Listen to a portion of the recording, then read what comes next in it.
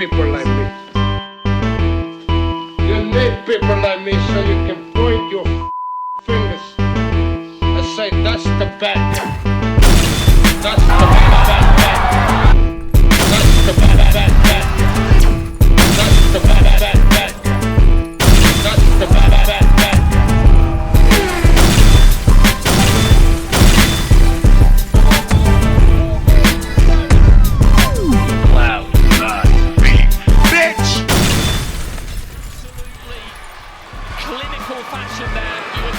Welcome to the mother relay. We're covering today's top boxing news. Okay, now it's time for another installment of what is fast becoming the most popular segment here on the channel, Ring IQ Hate Mail. Failed content creator from many years ago, a guy who goes by the name John Boxing. I remembered him. Back up to his old tricks, eh? Yeah, he's back to making videos about me. Deontay Wilder's resurgence seems to have brought him out of hiding. Take a listen. These dudes are losers. They're never at fights. But you are? If you are, show us the proof, Johnny boy. You won't. They probably never played sports before. No, I played some sports. Have you? And so Deontay Wilder is a man that most of these below average Joes wish that they could be. Speak for yourself, Johnny. I'm not the one who looks up to him. That's you. You wish you could be him. You had Ring IQ talking about his ex-girlfriend leaking out a sex tape. So what? And you guys think that's a victory for you? No, it's just another story in the news. One of 3 in that video, but that's the one you chose to focus on. Does that bother you? You guys think because his ex-girlfriend released a sex tape with another man is somehow a victory for you? I absolutely do. I won. You lost. You lost. And y'all don't find that suspicious? That's suspicious. Dr. Umar's voice. Y'all don't find that That's weird. What grown man is going to sit here and talk about something like that? I did. Ring IQ literally got a video, and he's proud of that video. He got a video talking about Deontay Wilder's ex leaking a sex video with another man. Like that's supposed to be something to destroy Deontay Wilder. Like Deontay Wilder is going to take an L because of his ex-girlfriend having sex with another man. Hey, dumb fuck. It was supposed to be Wilder in the video with his ex. It was supposed to be a video of them jointly, which I highly doubted in the video that you're talking about. But I remember you, Johnny. I remember that you're not big on facts. You're big on narratives. That's why you didn't mention that in your video. Deontay Wilder is already in another relationship. How would you know?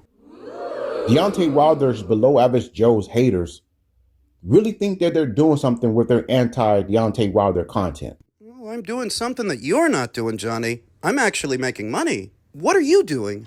They're not doing anything. And you know what's crazy about these Deontay Wilder average Joe's haters? Look how they unified. They're not quote-unquote unifying. They just share the same opinion about the same subject matter. Does that bother you? To try and destroy Deontay Wilder. Tyson Fury already destroyed him. Y'all haven't noticed that? That these losers Ouch. are all trying to unify to attack one man. Who's attacking him?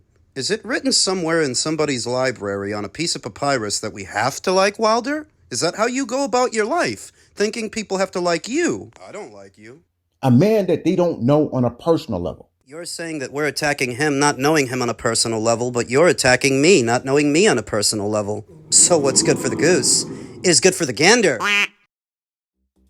They don't know Deontay Wilder. You don't know me, but that hasn't stopped you from spending years talking about me on your little YouTube channel that nobody watches. Has talking about me bumped up your metrics yet? Just speaking of averages, as you were.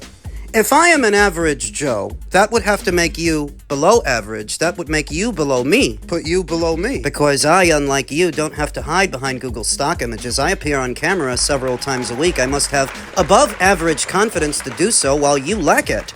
If I'm supposed to be an average Joe, on average, What does that make you? Fat! Oh, I see. You think that if you don't appear on camera, we can't tell that you're fucking fat. Is that an above average physique I hear? You can literally hear the air struggling to escape your inflamed larynx, swollen under the weight of the Crisco in your veins. You're fat, and you think we can't tell you're fat while you tell us that we're below average. Hit the gym, fat boy. Why don't you hit the weight room before you start talking about average? Average Joes. You have a below average vocabulary, lexicon, a below average IQ. A below average YouTube channel, because whatever you have to say about me and mine, it's still doing better than yours. After all these years. And it must be because you're the one who subscribed to me. Literally. You follow me. I don't follow you. I don't give a fuck what you think. If it wasn't for somebody else bringing it to my attention that you're still talking about me on your felt YouTube channel, I would have never known. So that when I go to the itemized list of my subscribers, those who regularly come to this channel to see what I think, whose name do I see there? He's looking at you, Johnny boy. You're the last person who should be talking about averages, Johnny, because you're so below average. You ain't got the heart to cam up like the rest of us. You don't want people to know what you look like, because if they did, that'd make it hard for you to talk about who's average and who isn't. You're in no position to talk. Talk about me, talk about averages, knuckle draggers? Take a look in the mirror, you fat fuck. Knuckle draggers? You're still making videos defending that fucking laughing stock Deontay Wilder. They're laughing at him in America. They're laughing at him in the UK. He's a joke. So are you. You're the butt of my jokes. He's a glutton for punishment, he must be, because I already roasted this guy in real time. I already cooked him years ago when he had the nerve to come to this channel, and I still have that video. Hey, when are you gonna make a video about all the money Al Heyman stole from Floyd Mayweather? I remember you. I remember that you were big on Al Heyman's PBC. I remember that you were big on Al Heyman, downing people like me for saying that he's a fucking thief. When are you gonna make the video about how right I was and how wrong you were? Come on, you fat fuck, get to it. It's not like you've got a gym to get to. Yeah, you've got plenty of time to get to it if you've got time to talk about me and what I've got to say about Deontay Wilder. What have you got to say about the money Al Heyman stole from Floyd? Any thoughts? Face it, fatty. You're too easy. Nobody really cares what you think. The most that you can do is talk to people about what I think. Me! As a means to try and get attention. Well, now you've got some. I hope you're enjoying yourself, because I know I am. To hit the elliptical, butterball. Speaking of Deontay Wilder, who John Boxing doesn't want me to talk about, let's talk about him. I mean, he must have an idea. Well, I think perhaps in retrospect, when I talked about Tyson Fury, he's mentioned Tyson Fury. He's called him a cheat, right? So I think it's entirely appropriate to ask him to qualify what he says. He didn't want to talk about it. So I said my initial reaction was, well, you're gonna, which to some extent could be considered a little bit provocative, because if I was in his shoes, I probably would have said, no, I'm not. And that's what he said, but it escalated from there. And he wanted to make it about something completely different. Yeah. He wanted to turn it into a sort of race thing where ultimately he as a black man had been oppressed, and the fact that things were being said about Fury. I wasn't saying anything about Fury. I wasn't believing Fury over him. I was asking him to explain his viewpoint that he'd said to other people about why Fury had cheated. Well, yeah, for those who haven't seen it, and there must be very few throughout the country because this thing has gone viral. Then I went and I thought, he's a bit of a tit. And then I thought, is he on drugs or something, or is this theatrics? And then I just came around to the conclusion that he's not right. He's not well. And all this ayahuasca stuff probably hasn't. It's probably worked in reverse. I thought it was supposed to make you calm and zen-like. Listen, I didn't provoke Deontay Wilder by asking him a question that he didn't want to answer. I asked him a question about something he'd said, not something I was trying to engineer into clickbait. He called Tyson Fury a cheat. He's sitting in England. Tyson Fury, in some people's minds, is a legend in boxing. And so you're sitting in England. I thought, not unreasonable. Someone else asked him the question, and he didn't like it, and he can't answer it. So he gets all agitated and up. Starts playing activists, shifts the focus from the things that he said, the words that came out of his mouth, to oppression and slavery. I saw the very voluptuous and sexy Lady Chen have a sit-down debate with content creator Radio Raheem about whether or not it was appropriate for Simon to even press on and ask Wilder an uncomfortable question. After Wilder makes it clear doesn't want to talk about it, Raheem felt that it was inappropriate of Simon to keep asking about it Because... Wilder's mad. You're not going to get the answer you're looking for at this point, where Lady Chen felt, no, he was right to ask about it, and that's what journalists are supposed to do, whether it makes you uncomfortable or not, because that's the job. With the advent of social media, YouTube, and content creation, that's something that got lost. Actual journalism and asking the hard questions that need to be asked, whether or not you get the answers, because that's the assignment, that's what it's about, getting to the truth, and if Wilder wants to have a bitch fit about it, that's the answer he wants to give the world, then that's what tells the story. You can't answer for what you're claiming. We're not talking about anybody else's accusations. We're talking about yours. It's been over 5 years. Can you substantiate them or not? He can't. He instead tries to make it about race, to shift the focus in an effort to make things taboo, awkward, to elicit silence, so people will stop asking him about it. Wilder is a race grifter, like John Boxing, his defense attorney, is a race grifter. You have this shared delusion that somehow you are superior to everyone else based on your race, the color of your skin, which is a little hard to propagate after you got beat by a white man. Not once, but twice. If you are superior to everyone else on that premise, then how did Fury beat you? How did Parker beat you? How did Zhang beat you? How'd that happen? Spare me the bit about slavery and what happened 400 years ago, when 400 years later, your little brother was slaving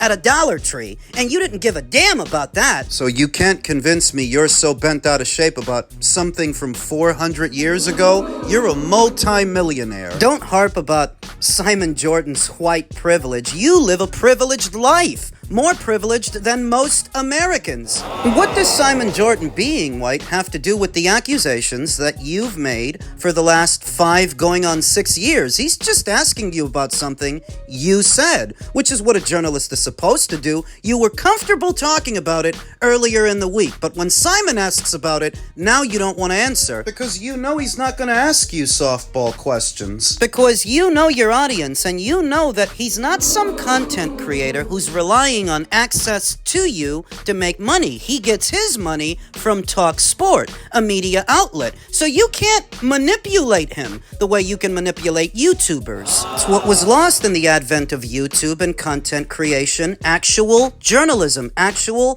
punditry. Asking the tough questions. If the first thing you resort to doing is start talking about race and slavery when confronted with those questions, that tells the story. You don't want to talk about it and you don't want to answer for it because you don't have an answer. What you're saying is bullshit. You're just another race grifter. A racket that has reached the sell-by date because it doesn't elicit the silence that it used to. It's been misappropriated, the subject of race, for so long. So many times. Buddy, you're not in front of a bunch of blue-haired, pear-shaped white liberal women. With septum rings. If you're waiting on white guilt to show up and save the day, the only thing Simon Jordan is guilty of is asking a question that needed to be asked. If you don't like it, Tough titty, bitch. Wilder asked, why don't people believe his accusation? Is it because it's coming from a black man? But are we supposed to automatically believe it on that premise? Well, he's black, so it must be true. Sounds to me like you're not looking for equality. It was never about that for you. It's about preferential treatment.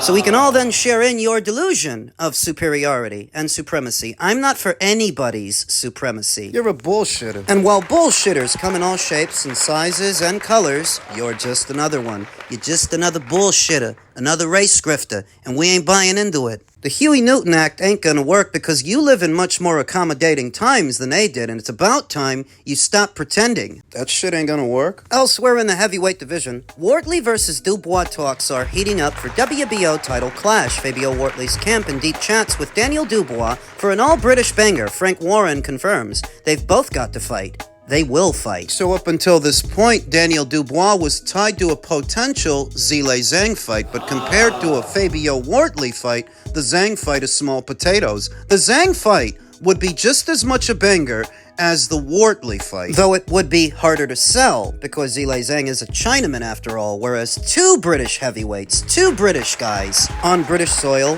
is easier to sell. It just stands to reason, and for Daniel, there would be more in it. He's currently coming off the knockout loss to Alexander Usyk in what was their rematch. Zhang is coming off the knockout loss to Agit Kabayel. As much as I like Dubois versus Zhang as a fight, that reads like a sink-or-swim fight. Maybe a Fabio-Wardley fight would be a sink-or-swim fight too, but that would afford Daniel the chance to become a two-time heavyweight champion. Or did you forget that Fabio's got the WBO title? He's WBO champion now. Fighting Fabio makes for a bigger fight than a Zhang fight. Bigger money, more opportunity to chance to win a title. For Daniel, fighting Fabio would be the obvious choice. For Fabio, He better put a rematch clause in the contract if he's gonna willingly fight Daniel Dubois. Cross all the T's and dot all the I's, because this is a fight that you could lose. I half expected Fabio. After the laborious performance opposite the ring Joseph Parker, who I think he was very lucky to have beat. he's had two tough fights in Justice Hooney and Joseph Parker, both of which he took a lot of punishment in those fights, and what I expected was that he would take an easy one after that.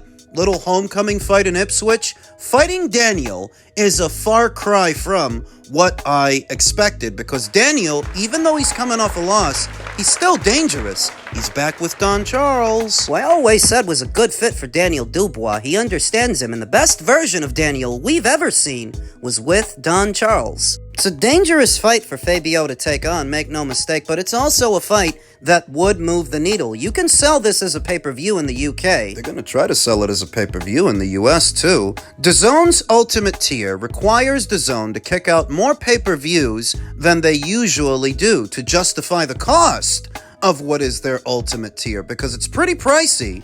Costs 2 times more than an annual subscription. An annual subscription is about $225. The Ultimate Tier will run you about $4. Foreign change. I don't consider it value for money that as a result of that Ultimate Tier, you're now doing more pay-per-views. More often. That just means you're making it more expensive to view your content. So when you come up with this Ultimate Tier, it's not even that you're saving us money so much as you're charging more money. More often. Whether it's by doing more pay-per-views, which is what you're doing, or disguising that with this quote-unquote Ultimate Tier. It all means the same thing. You're expecting people to kick out more money more often. And if they make this fight between Daniel and Fabio, you can expect that to be billed as a pay-per-view on DAZN. It's a good fight. I think it's pay-per-view worthy in the UK, but not pay-per-view worthy in the US, because neither Daniel or Fabio have all that big a following in America. Determines whether or not something should be a pay-per-view should be based on the metrics in the region. If they have a big following, then you can do it, but if they don't, Then it's just stupid. For the absolute nothing you're going to generate in the region, you may as well bill it as a regular fight, so at least